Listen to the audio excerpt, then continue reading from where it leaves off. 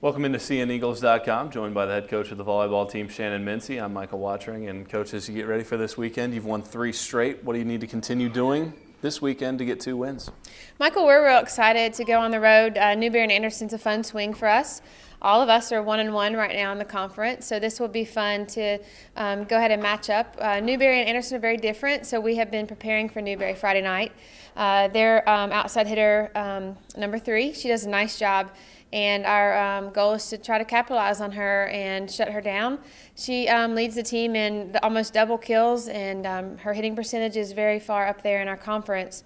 So I'm hoping that we can key in on her. She's definitely put herself in a position to be someone to watch out for. One of the big things about your game the other night was so many different players got involved. Are you going to try to do the same thing this weekend where you try to continue to work those rotations and substitutions? Well, we certainly hope that that's the case. Every given night someone seems to be on or off, and so we try to capitalize on that sooner. And I was a middle hitter in college too, and I know that some nights you were more of a hitter than a blocker and vice versa. So my goal for my team is to recognize their strengths in that night and capitalize on that.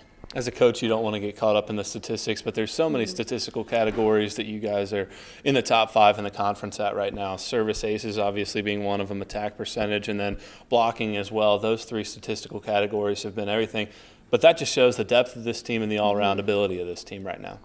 Absolutely, and we've focused a lot on everyone understanding a lot of different positions. This morning we went through all of our serve receive rotations and just made sure that everyone was getting touches within each rotation. I feel very comfortable pulling people off of the bench this year and them feeling comfortable with it. I've focused on every night there's a certain puzzle and the pieces have to fit to make that puzzle complete. So our players are doing a nice job understanding that it's not about necessarily them, as more of us as a team. And this weekend's very important for us. We are trying to vie for a conference position. We had a low preseason rank, and we want to kind of fight for that and get ourselves back up in the top 5, hopefully after this weekend, and then shoot for top 3. This begins a stretch of 4 consecutive games on the road for you, Coach, and 7 o'clock, I think, Friday, and then 2 o'clock, so quick turnaround time. How do you get the team prepared, knowing that you just said you prepared for Newberry, and then you have to quickly turn around and get ready for Anderson? Sure, and we've played so many matches in so few time already.